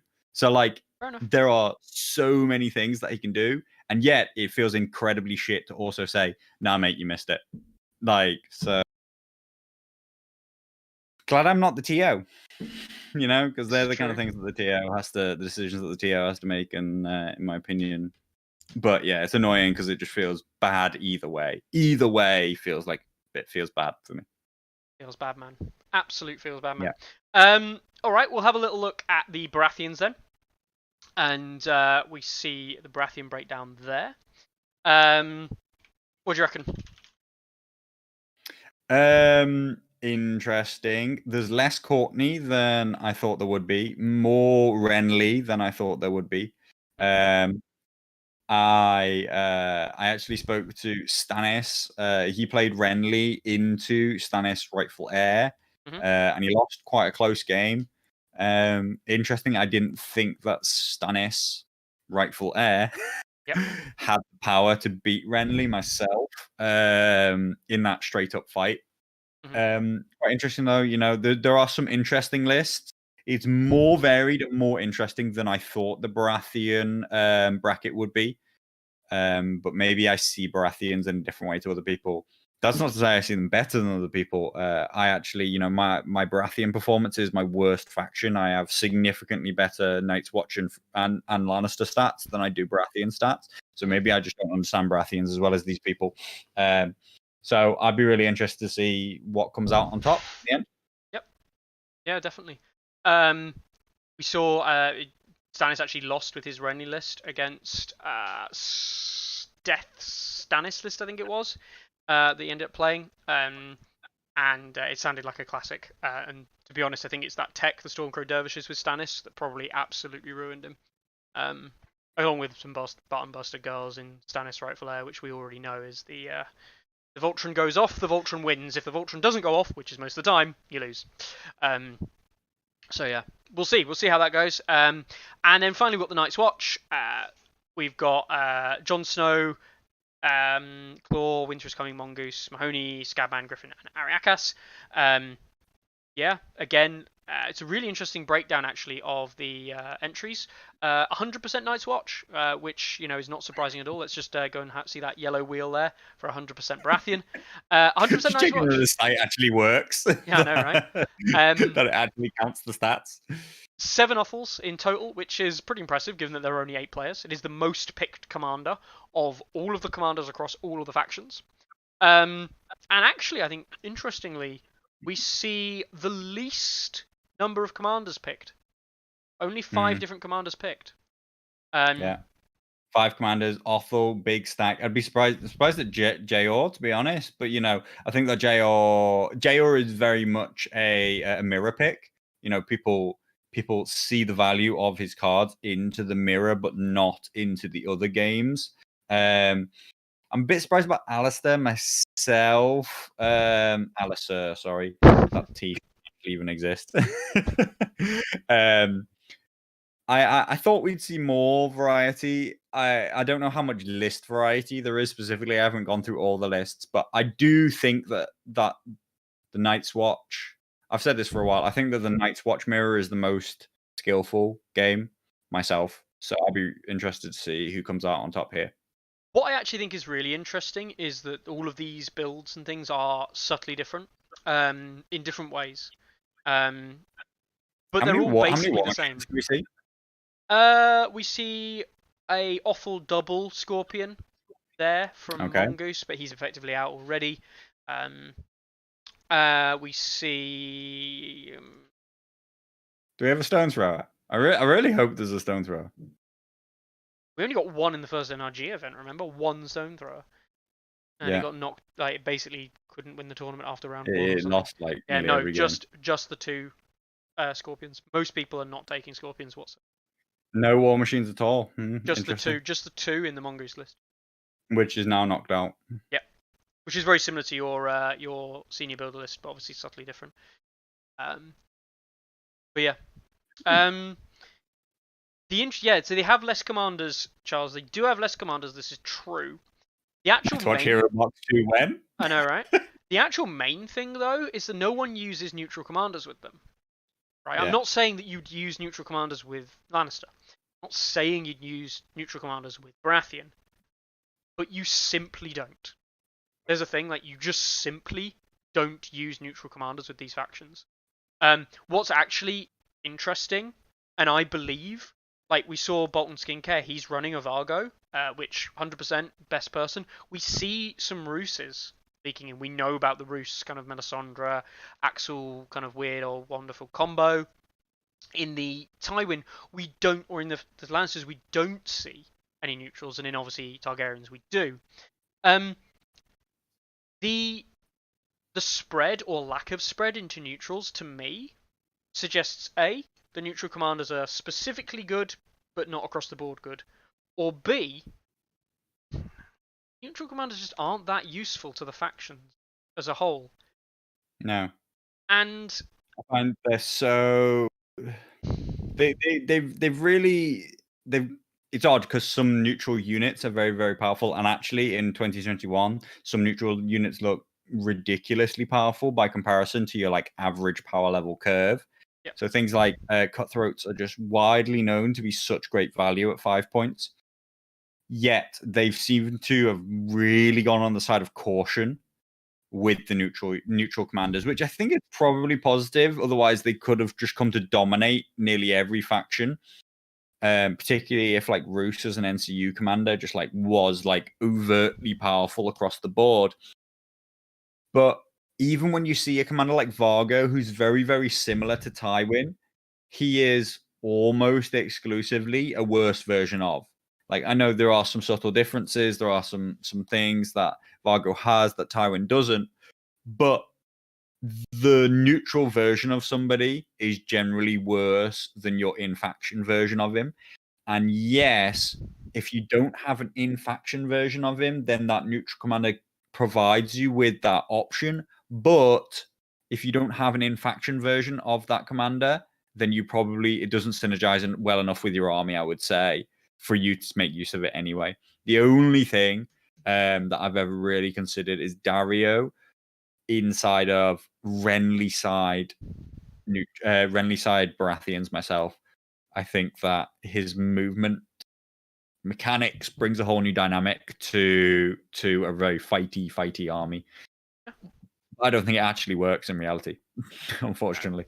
I firmly believe that Renly side Vargo works as well, especially with Warden Spam with the weakened combination things. You can do some nice things there.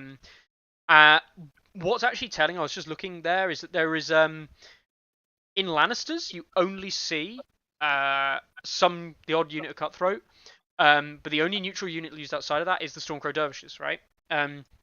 Dervishes are probably one of the most popular units outside of outside of faction specific. Yes. Self-contained units. Yes. Yeah. But then in the other factions, obviously for Baratheons, there's no long-range unit. There's still no archer unit for Baratheon, so we see Stormcrow archers. In Targaryens, there's basically no cheap infantry, so you see Stormcrow mercenaries, you see cutthroats, you see anything, because you don't have Yeah. any innate infantry. And in the Night's Watch, you just don't see neutrals. It's basically that simple. I don't think neutrals appear in a single list. That 12 activation Yeah, troll conscript army. which he didn't even use. I'll Uh, note he didn't even no, use it. I Disappointing. wish we'd seen it hit the table. So do I. Um, so yeah, there's this whole problem, and I don't see it solving. I don't know. This problem at the moment where And either armies. I'd be interested to see if we see a whole just switch to like we see neutrals all the time because of the previewed power level of some of the neutral units are they're not below your equivalent unit. Yeah. It's now just like this is at least as good, if not better, than the unit that I can buy inside my own faction. So I think we're just going to start seeing 10 to 10, 15, 20 points of every 40-point army being spent on neutral units, no matter who you are, except maybe Night's Watch because they can't vow, but that's it. And I think it's a very weird conundrum that we're in at the moment, because I actually feel that I can see neutrals being used again more, and neutrals on the whole have not been used significantly, except in Targaryens for the reasons said. But except for key units, and the key units like the Bottom Bastard Gulls specifically, Stormcrows more recently, Stormcrow Dervishes, and Stormcrow Archers for Baratheon again for the reason we said. But these were all already units that, broadly speaking, either bringing something to the faction that they don't have already, or are in there for very unique purposes, like the Dervishes for the retreat and the card draw from Preston, or for the Cranagman combo that we see in Starks and things like that. Yeah. I don't know where we're going to go with neutrals, and I think neutrals are in a horrible spot right now in game design. Either you need them to prop up your faction because your faction has a weakness, and you're limited by what you can get, so you have to have neutrals, which means if the neutrals are good, your faction is good. If your neutrals are trash, you're trash. Baratheon cavalry and archers for a long time. With no cavalry and no archers, they used Blade Men or Bloody Moazors, and that's it. They didn't have anything else. Neutral NCUs are everywhere. That's the other problem. The NCUs neutrals are very powerful in the brackets that they cost. Or you're just not going to see them. And if you're not going to see them, it means they're not very good compared to the faction stuff. Which means, guess what? Neutrals themselves. Neutrals are probably not going to be good enough. So we go back to Greyjoys square one. Greyjoys are going to use neutrals, but that's just because like they've got the Baratheon problem. They've just got holes in their roster that they want to fill. Literally no cavalry. So you run them. Yeah. And the stupid thing is, the replacement cavalry with the likes of NCU Wendermere giving you the 3-inch shift that you can bank up doesn't even have to be used on a Greyjoy unit. You can just use it on cavalry. So just use it on cavalry. And we'll see what happens with Targaryens in terms of the 2021 update. Either they'll still have a massive hole in terms of cheap infantry units to hold objectives, or they won't. And if they do, then they'll fill it with fill it with those neutrals. Maybe they'll move to Bolton Blackguard based on their slight buff and the downplay of Cutthroat. Maybe we'll see what Stormcrow mercs look like, but like again, they'll be filling a hole, not making like a viable choice. It's hard. Like, is that what neutrals are supposed to do? Are they supposed to fill a hole? Because if that's all they're supposed to do, they're supposed to never be better than the equivalent inside people's factions, and therefore you're really, really making it tough that they'll ever succeed as a faction by themselves. Yep. I don't know. Obviously, we can speculate till the cows come home, but I do hope that they have kind of thought about it and resolved the issues there, because there is some problems, and I think the biggest problem actually in the long run is that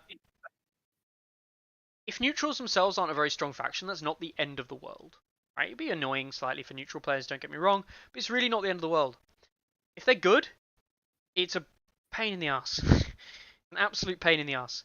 And if factions need them to be good, that's a pain in the ass. Because actually what you're saying is, oh, whenever you buy a new faction, what you have to do is buy all the new stuff. But also, you might as well also go and buy some neutral stuff as well. Because you have to make the faction actually do things. Yeah. Yeah, I it mean, won't be good for variety if neutrals make up the first 20 points of every list. Yeah.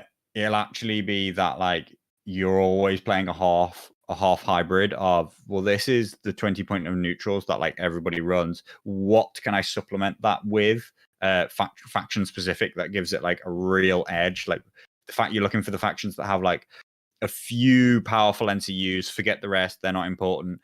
Which ones has the strongest tactics deck that I can utilize with some very specific units?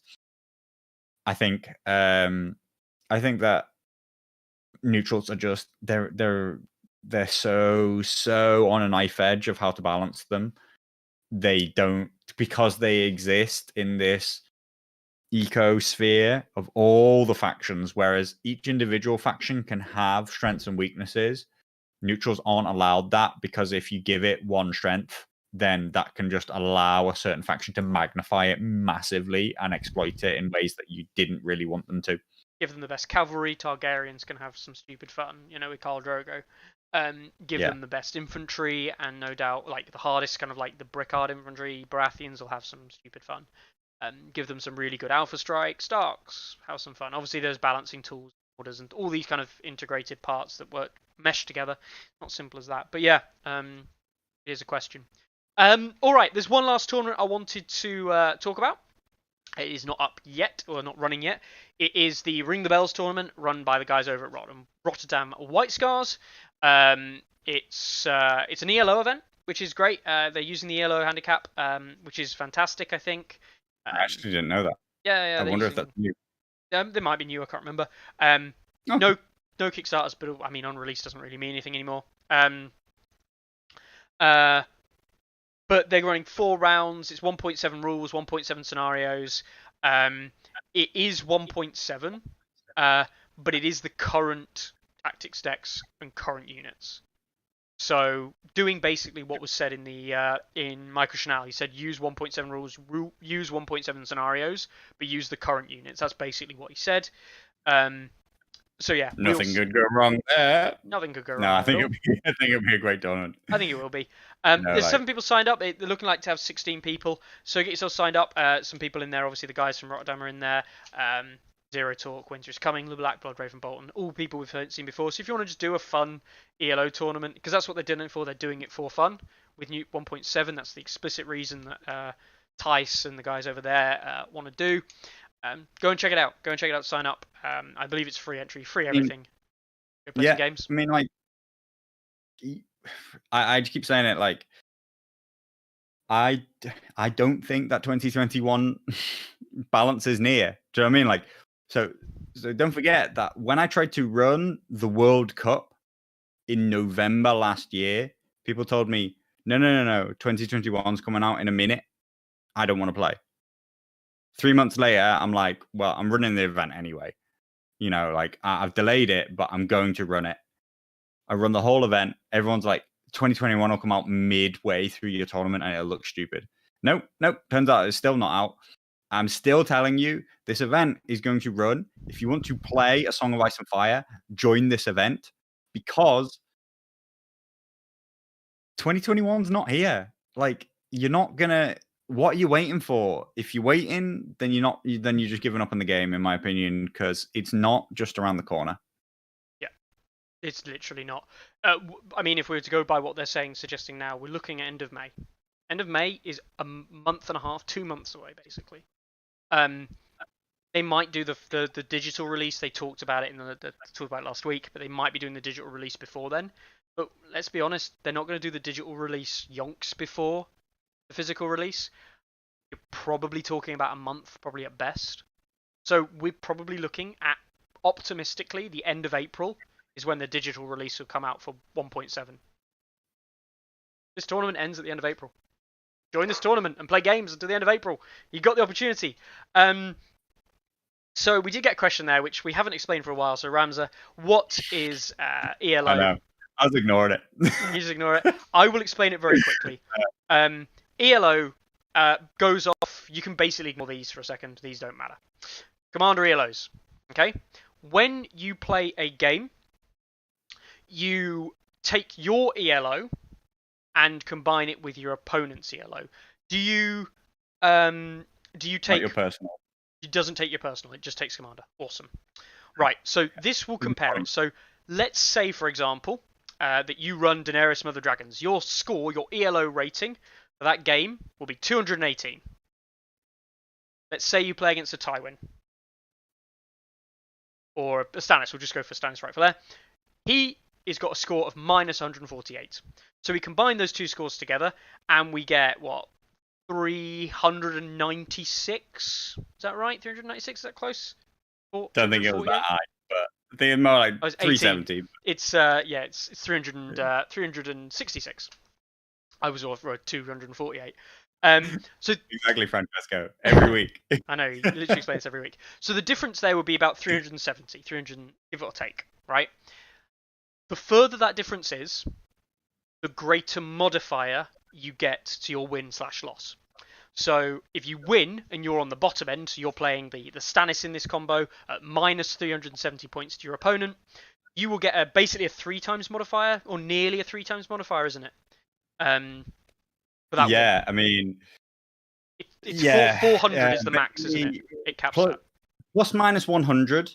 Plus minus 100 is an acceptable range. Yep. That's what you want to be aiming for. You want to be playing commanders within 100 points of your opponent.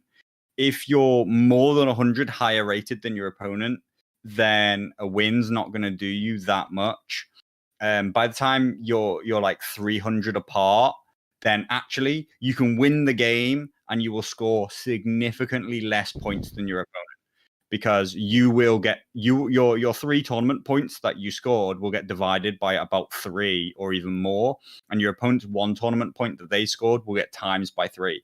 And so, basically the result will be flipped because the ELO system is so convinced that Mother of Dragons will beat Tywin 99% of the time, that what's the point in playing that game is what it believes. The actual... And so, are we still on the... Did you change it, or is it still using the 400 standard deviation? Yeah, I mean, it still uses a standard deviation of 400. Look, guys, it does some complicated maths. Yeah. I can bring up an example table for you if people need it for their event or something like that to look at. The way to think it in layman terms is if there's a 400 difference between the faction commanders. This isn't taking into account skill at this point either. But if you just take the ELO and there's a 400 difference, that means that there is a 10% chance for the lower end to win. Right? That's how it works. So if there's a 400 difference, it means you've only got 10, and that's before you take into account skill. So if you're higher skilled and you're playing a faction that's 400 points higher rated, you are probably literally going into it with a 95 chance to win. Yeah. And I mean, and that's actually calculated from the submissions that we've had, by the way. That's not just like some numbers plucked out the air. If 2 equally skilled players played each other, one of them played Mother of Dragons, one of them played Tywin, then the Mother of Dragons player would win 90% of the time or give more. Or take. Yeah. That is the level of balance in this game. That is what we talk about as unbalanced. Yeah. You do have a 90% win chance with some commanders versus some others. If you fly up a bit, my layman's terms advice would be, where are we at? Go down a bit. I would take nobody above a plus 100 myself into the tournament, so you can probably get away with, maybe even Mance and down, 8 and down. I would definitely take one of your commanders being almost around a 0, and the other one you could get away with as high as Mance. do not take anybody in the top 5 because you will not win the tournament. If you want to You win, can win every single one of your games as crushing wins. You will not win the tournament. That's the point of ELO. It makes you not pick the top commanders, and it's a little bit heavy-handed. If anything, it actually overcompensates for the low end. So if anything, just pick the lowest commander that you like. But I would still say, it works in that it achieves what it set out to do, which is that Howland and Rob and Mother of Dragons and Harmer and even Tyrion High Sparrow, they can't win the tournament. And that's what it tried to set out to achieve. Yep. It makes you, if you want to win the tournament, if you want to play Starks and play Howland and Rob, you want to play Mother of Dragons, you can do that. 100% do that. But you can. Know going into it that you probably won't win the tournament. It's almost impossible for you to win the tournament that way. And you could win. Yeah, play Eddard. Play different builds. It's still about incentivizing picking different builds. Yes, exactly, Ramza. Pick a commander you enjoy playing, and knowing that you can enjoy playing the game because you'll be against slightly less powerful stuff. And more importantly, it's not actually a massive concern if you lose. Because sometimes you'll lose to someone playing Rob, and actually you'll win points out of it. And it's the result at the end of the day. The last ELO tournament, or the last one I remember, the last one that I was in was won by a player who lost a game against a high-rated commander, and the person who entered with the high-rated commanders and won every single game came about 4th. Whereas the tournament was actually very close between 2 players who won 3 out of 4 of their games with very low-rated stuff. It was a tight win in the Stannis Rightful Heir, wasn't it? A Lannister player and a Baratheon. I think actually back then it might have been a really low-rated Targaryen commander. Right. Yeah. I think it might have been a Stannis and a maybe like something. Was, Belwas or Drogo or Jorah or something like that. Now, one thing it's worth noting, one thing that we will say, it does not lock the ELO at the start of the tournament, so it uses live ELO events. So if you've got someone, I'm just going to pick someone out of the hat. Let's just pick Benjen Stark, for example. I'll let it load up the page. We can see here his rating at the moment is not changing significantly, probably because he's not getting played significantly. But the point is that his rating isn't changing, so you can pretty much guess that his rating overall is not being influenced by much else. He's not on a massive upward trend, he's not on a downward trend. He's fairly stable, as an example. That means you can guess what his the only time ELO it is going to be. Didn't work when MOD was first released, and MOD was just like shooting up through the tables, but people picked her because at the start of the event she was low rated. But all I can say is it was obvious. It was obvious that she's well overpowered. It's obvious that she's going to the top of the table. Like, what are you doing? Look, she finally, like, come some 4 months later, managed to reach number 1 spot. But she's been in the top 5 for a long time. Lost a game today. So I was watching in the background, and we'll leave that there. We'll leave it there in terms of what we need to talk about, and I'll leave it with this event that did happen. This was a streamed game by the guys over at Rotterdam White Scars. Again, mentioning those guys, they streamed it out on Tabletop Simulator over YouTube. So go check out the game. It is Greyjoy Asher beat Mother of Dragons Targaryen. It's Beats of Crows, things like that. It's a fun game. They're doing it in a tournament. But yeah, go check it out. Go check out all the stuff that those guys do. And yes, we could have the same problem with Greyjoys, but we believe that Greyjoys are actually going to drop down like a sack of shit. Yeah, Greyjoys are currently on the fall. Yes, in my opinion. So go check that out. Go check out all the awesome other stuff. They don't have much input, no, because everyone stopped playing the game. Because that's a healthy thing for a game, isn't it? Is that everyone stopped playing. I won't go into that because that's going down a dark road of despair. Which is that people aren't dark alley. People just aren't playing Song at the moment, which is really sad. Anyway, we will leave it there, guys. Next week we will catch up with you with, we expect, the next Visions. No doubt some more news, maybe some more leaks, maybe not some more leaks. Maybe Ghost gets confirmed, maybe his Lady gets confirmed, maybe his a playtester leaks some information out into the wild that gets, Oh caught god. up on. We'll see. Who knows? Maybe 21 balance cards will just turn up in our stores or something like that. Like, Do you not know? at this point, who the hell knows? I Maybe red, rung Buzz red cloaks Aldrin. for I just rung Buzz Aldrin the other day, and he contacted this guy he met on the moon some years ago. Quite a minor event. I don't know if anyone heard about it. Anyway, when he was there, he ordered me some box of red cloaks about 60 years ago. So I've got them on the way. 50 years ago. So yeah. No, we'll leave it there for this week, guys. Gosh. And I hope you have a great week. I hope you enjoy the rest of your Easter Monday, and we'll see you next week. Bye bye.